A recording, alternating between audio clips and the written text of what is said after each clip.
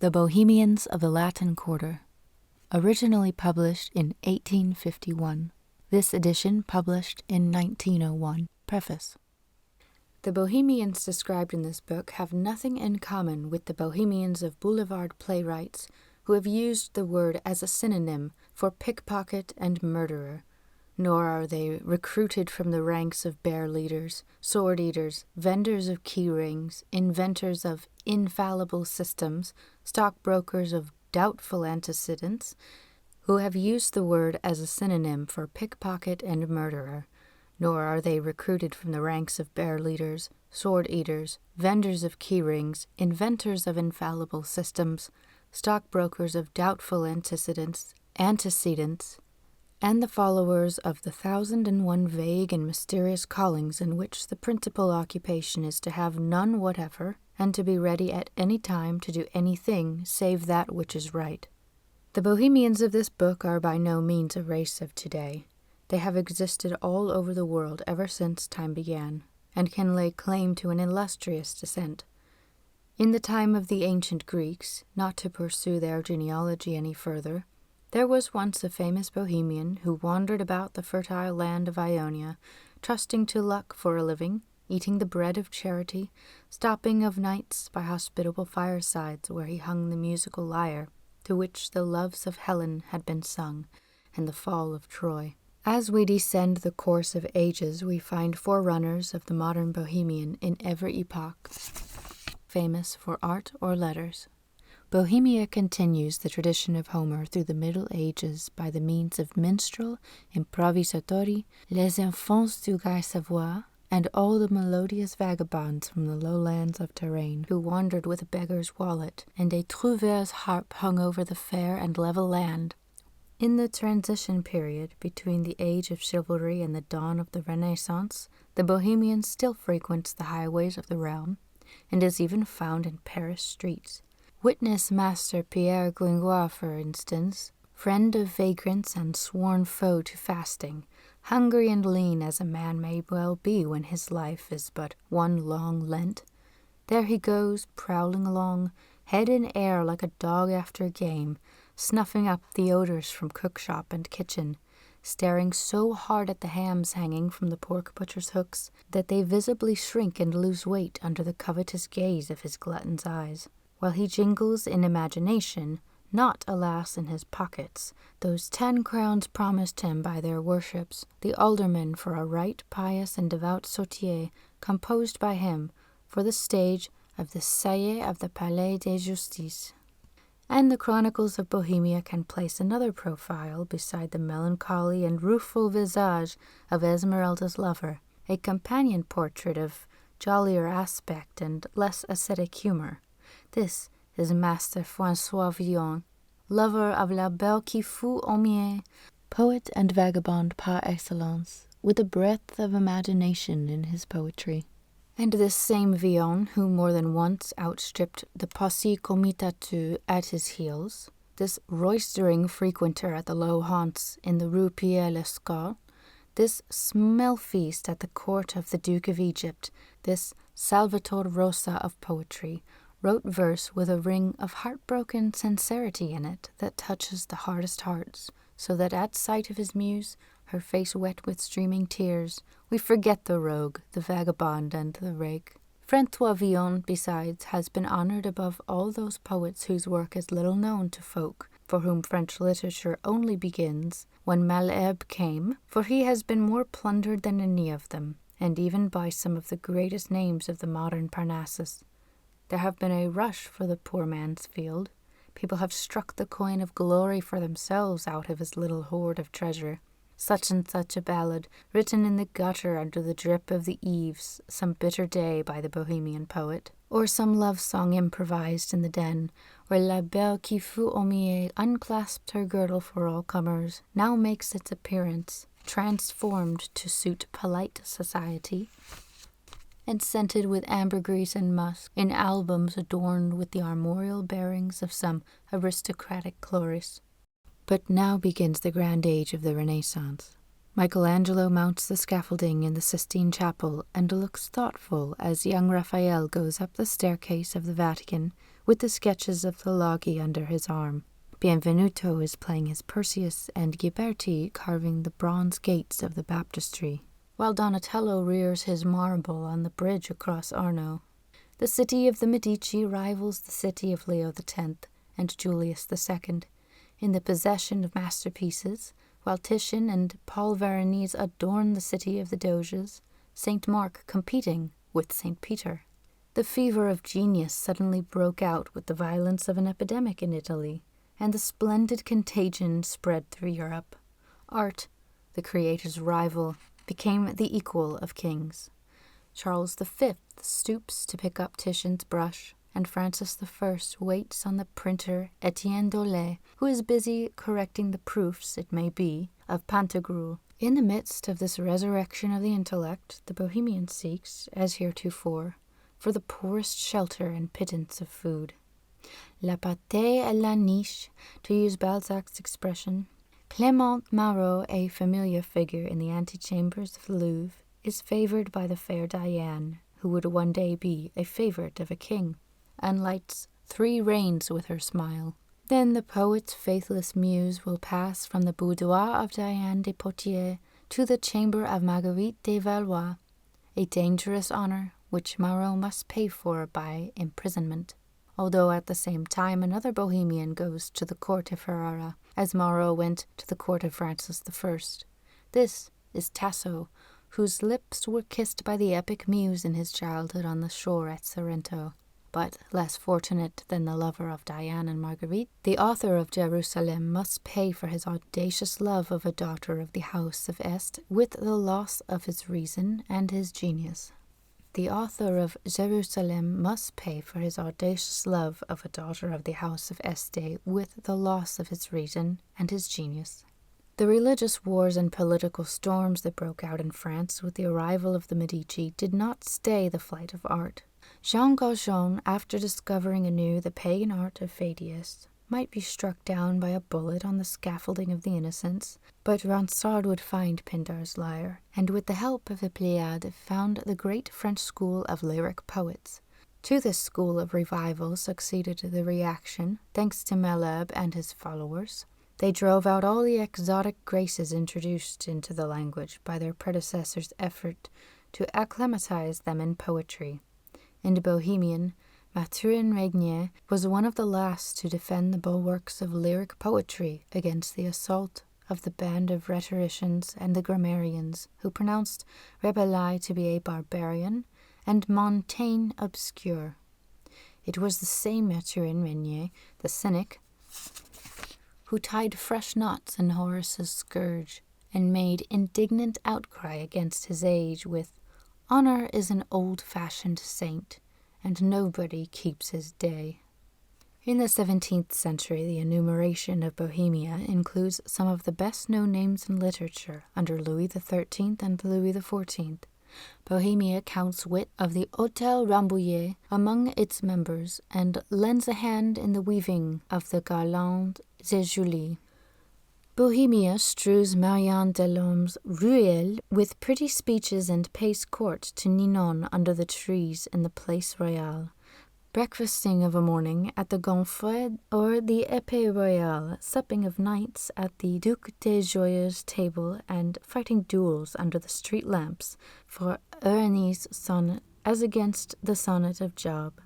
Bohemia makes love and war, and even tries a hand at diplomacy, and in her old age, tired of adventures, perpetuates a metrical version of the Old and New Testaments, signing a receipt for a living on every page till at length, well fed with fat prebends, she seats herself on a bishop's seat, or in an academical armchair founded by one of her chosen children. 'Twas in the transition period between the 17th and 18th centuries that 2 mighty geniuses appeared, whose names are always brought forward by the nations to which they belong in any literary rivalry. Molière and Shakespeare are 2 famous Bohemians with only too many resemblances in their destinies. The most famous names in the literature of the 18th century are likewise to be found in the archives of Bohemia. Jean-Jacques Rousseau and D'Alembert, the foundling left on the steps of Notre Dame. among the greatest and among the most obscure, Malfilâtre and Gilbert, these too much overrated persons, for the inspiration of the one was only a pale reflection of the pallid lyric fervour of Jean-Baptiste Rousseau, while that of the other was a blend of incapacity and pride, with a hatred which had not even the excuse of initiative and sincerity, since it was only the paid instrument of party spirit and party rancour. And here we bring our rapid summary of the illustrious history of Bohemia to a close. We have purposely set these prefatory remarks in the forefront of this book, so as to set the reader on his guard against any mistaken idea of the meaning of the word Bohemian, which he might perhaps be inclined to entertain before reading it. For the class whose customs and language we have herein endeavored to trace makes it a point of honor to differentiate itself from those strata of society to which the name of Bohemian has long been misapplied. Today, as in the past, any man who enters the path of art, with his art as his sole means of support, is bound to pass by way of Bohemia. Those of our contemporaries who display the noblest shields in the chivalry of art were most of them Bohemians once, and in the calm and prosperous glory of later life they often look back, perhaps with regret, to the days when they were climbing the green upward slope of youth, with no other fortune in the sunlight of their 20 years but courage, a young man's virtue, and hope, the riches of the poor. For the benefit of the nervous reader, the timorous Philistine and that section of the public which cannot have too many dots on the i's of a definition, we repeat, in axiomatic form, Bohemia is a stage of the artist's career. It is the preface to the academy, the hospital, or the morgue. Let us add that Bohemia neither exists nor can exist anywhere but in Paris. Bohemia, like all other ranks of society, comprises various shades and diverse species and subdivisions, which it may be worth while to enumerate and classify. We will begin with Bohemia unknown to fame, by far the largest section of it. It is made up of the great clan of poor artists condemned by fate to preserve their incognito because, for one reason or another, they cannot find some little corner above the heads of the crowd, and so attest their own existence in art, and show by what they are already what they may be some day. A race of inveterate dreamers are they, for whom art is always a creed and not a craft, and enthusiasts by conviction. The bare sight of a masterpiece throws them into fever. Their loyal hearts beat high before anything beautiful. They do not ask to what school it belongs, nor to what master. This Bohemia draws its recruits from among those young aspirants of whom it is said, they give promise, as well as from those who fulfill the promise, yet by heedlessness, shyness, or ignorance of the practical, fancy that all is done when the work of art is finished, and expect that fame and fortune will burst in on them by burglarious entry. These live on the outskirts of society, as it were, in loneliness and stagnation, till, fossilized in their art, they take the consecrated formula about the aureole round the poet's brow as a literal statement of fact, and being persuaded that they shine in the shadow, expect people to come to look for them there. We once knew a little school of such originals, so quaint that it is hard to believe that they really existed. They called themselves disciples of art for art's sake. According to these simple and ingenious beings, art for art's sake consisted in starting a mutual admiration society, in refraining from helping chance, who did not so much as know their address, and waiting for pedestals to come to place themselves under their feet. This, as everyone sees, is carrying stoicism to the point of absurdity. Well, let us assert it once more to be believed. In the depths of unknown Bohemia there are such beings as these, whose wretchedness demands a pitying sympathy, which common sense is compelled to refuse. For put it to them quietly that we are living in the 19th century, that the 5-franc piece is empress of the human race, and that boots do not drop down ready varnished from the sky, they will turn their backs upon you and abuse you for a Philistine. Still, at any rate, their mad heroism is thoroughly carried out. They make no outcry, no complaint, submitting passively to the hard and obscure fate which they bring upon themselves, and for the most part they fall victims to the complaint which decimates them, a disease which medical science does not dare to call by its right name, want. Yet many of them, if they chose, might escape the catastrophe that suddenly cuts them off at an age when life, as a rule, is only beginning. They need only make 1 or 2 concessions to the hard laws of necessity, which means they should learn to live in duplicate, to keep one life for the poet in them, the dreamer that dwells on the mountain heights, where choirs of inspired voices sing together, and another for the laborer that contrives to provide daily bread. But this double life, which is almost always carried on in strong and well-balanced natures, indeed, it is one of their chief characteristics, is not often to be met with in young men of this stamp, while pride, a bastard sort of pride, makes them proof against all counsels of common sense.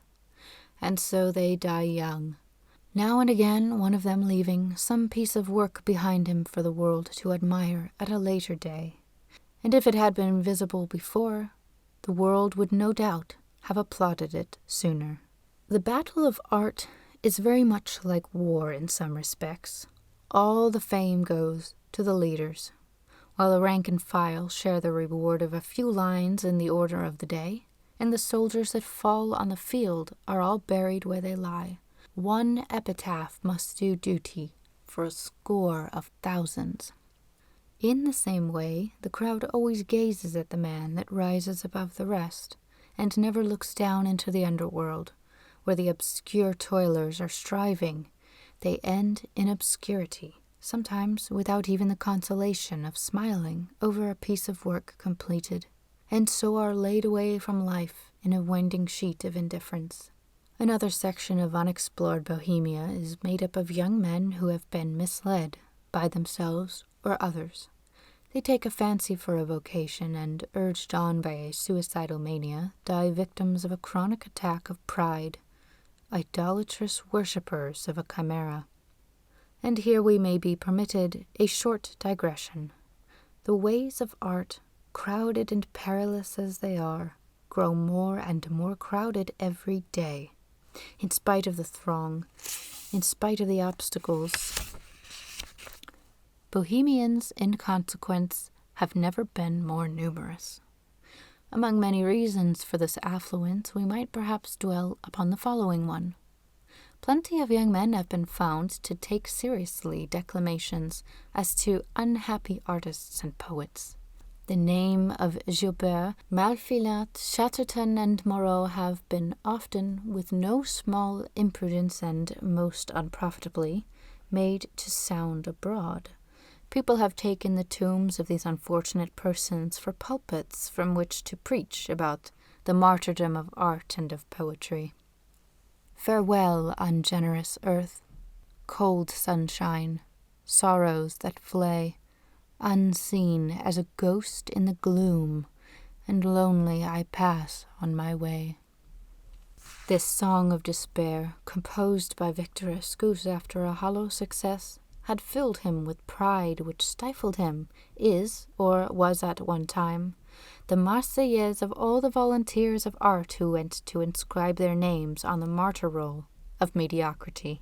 For ambitious vanity, the posthumous apotheosis and requiem panegyrics possessed all the attraction that the precipice usually has for weak heads. Many fell under the charm, and thought that ill luck was one half genius.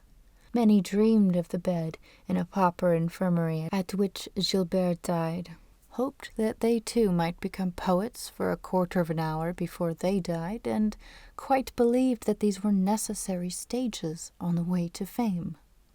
It is impossible to deal too severely with such immoral lies and murderous paradoxes, Many a man has been drawn by them out of paths where he might have met with success, only to end miserably in a career where he is blocking the way of those who, having a true vocation, alone possess the right to enter upon it. It is the preaching of such dangerous doctrines and the uncalled-for glorification of the dead which has brought into being the ridiculous race of the misunderstood, the lachrymose poets whose muse is always seen with red eyes and dishevelled hair, and all the mediocrities who cannot create anything, and from the limbo of manuscript call the muse a harsh stepmother, and art their executioner. All really powerful minds have their word to say, and, as a matter of fact, say it sooner or later. Genius or talent do not come by pure accident. They are not there without reason, and for the same reason they cannot always remain in obscurity. If the crowd does not go to them, they find their way to the crowd. Genius is like the sun. Everyone can see it. Talent is the diamond. It may lie out of sight in the shadow for a long while, but somebody always finds it. So it is pity thrown away to feel moved by the lamentations and twaddle talked by a class of intruders and worthless persons who thrust themselves into the domains of art. Art itself is opposing them, and who make up a section of Bohemia where idleness, debauchery, and toadyism are the general rule. Axiom: unknown Bohemia is not a thoroughfare, it is a cul-de-sac. In truth, it is a life which leads to nothing. It means brutalizing want. Intelligence is extinguished by it, as a lamp goes out for want of air. The heart is turned to stone by a savage misanthropy. The best natures become the worst. Anyone so unfortunate as to stay too long, to go too far to turn back, can never get out again, or can only escape by forcing his way out, at his peril, into a neighboring Bohemia, whose manners and customs belong to another jurisdiction than that of the physiology of literature. We may cite another, a singular variety. These are Bohemians who may be called amateurs. They are not the least curious kind. Bohemian life is full of attraction for their minds. To have doubts as to whether each day will provide a dinner, to sleep out of doors while the clouds shed tears of rainy nights, and to wear nankeen in December, would appear to make up the sum of human felicity. To enter that paradise, they leave their home, or the study which would have brought about a sure result, turning their backs abruptly on an honorable career for the quest of adventures and a life of uncertain chances.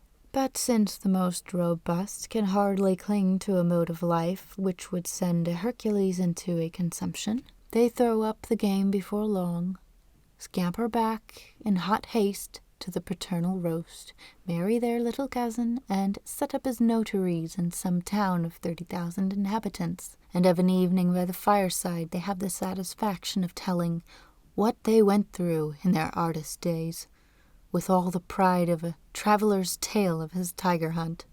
Others plume themselves on holding out, but when once they have exhausted all the means of getting credit open to young men of expectations, they are worse off than genuine Bohemians who, never having had any other resources, can, at any rate, live by their wits. We have known one of these amateurs who, after staying 3 years in Bohemia and quarrelling with his family, died one fine morning and was carried in a pauper's hearse to a pauper's grave. He had an income of 10,000 francs. Needless to say, these Bohemians have nothing whatsoever to do with art, and they are the most obscure, among the most ignored, in unknown Bohemia. Now for Bohemia proper, the subject in part of this book. Those of whom it is composed are really called, and have some chance of being among the chosen of art. This Bohemia, like the others, bristles with dangers. It lies between the two gulfs of anxiety and want. But at any rate, there is a road between the two gulfs, and it leads to a goal which the Bohemians may behold with their eyes until they can lay their hands upon it. This is official Bohemia, so called because its members have given evidence to the public of their existence. They have made some sign of their presence in life other than the entry onto the registrar's page. In short, to use their own expression, they have got their names up, are known in the literary and artistic market. There is a sale, at moderate prices, it is true, but still a sale, for produce bearing their mark.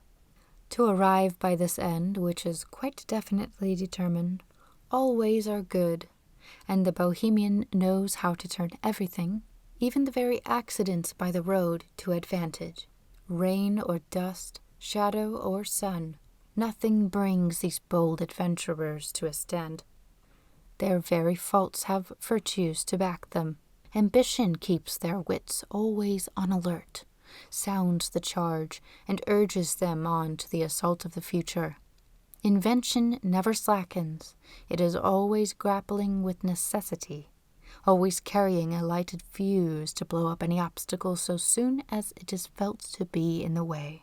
Their very subsistence is a work of genius, a daily renewed problem, continually solved by the audacious feats of mathematics. These are the men to extract a loan from Harpagon and to find truffles on the raft of the Medusa. They can, at a pinch, practice abstinence with all the virtue of an anchorite. But let a little good fortune come their way, and you shall presently see them riding the most ruinous hobbies, making love to the youngest and fairest, drinking of the oldest and best. There are not windows enough for them to fling their money through. Then, when their last 5-franc piece is dead and buried, they go back to dine at the ordinary of chance, where a knife and fork is always laid for them, and preceded by a pack of cunning shifts, they go a-poaching in the preserves of every industry in the neighborhood of art, stalking from morning to evening that shyest of game known as the 5-franc piece. Bohemians go everywhere and know everything. Sometimes their boots are varnished, sometimes down at heel, and their knowledge and the manner of their going varies accordingly. You may find one of them one day leaning against the chimney-piece of some fashionable drawing-room, and the next at a table in some dancing saloon. They cannot go 10 paces on the boulevard but they meet a friend, nor 30 without coming across a creditor. Bohemia has an inner language of its own, taken from studio talk, the slang of green rooms, and debates in newspaper offices. All eclecticisms of style meet in this unparalleled idiom, where apocalyptic terms of expression jostle the cock-and-bull story, and the rusticity of popular sayings is allied with high-flown periods shaped in the mold whence Cyrano drew his hectoring tirades, where paradox, that spoiled child of modern literature, treats common sense as Cassandra is treated in the pantomimes, where irony bites like the most powerful acid, and as those dead shots who can hit the bullseye with their eyes bandaged. It is an intelligent argot, albeit unintelligible to those who have not the key to it, and audacious beyond the utmost bounds of free speech in any tongue. The vocabulary of Bohemia is the hell of rhetoric and the paradise of neologism. Such, in brief, is Bohemian life. Little known of the social Puritan, disparaged by the Puritans of art, insulted by fearful and jealous mediocrity in every form, which cannot clamour forth lies and slander enough to drown the voices and the names of those who reach success through this forecourt of fame by yoking audacity to their talent. It is a life that needs patience and courage. No one can attempt the struggle unless he wears the stout armor of indifference, proof against fools and envious attacks, and no one can afford to lose his pride in himself for a moment. It is his staff, and without it he will stumble by the way. Delightful and terrible life, which boasts its conquerors and its martyrs, on which no one should enter unless he has made up his mind beforehand to submit to the ruthless law. Vae victis,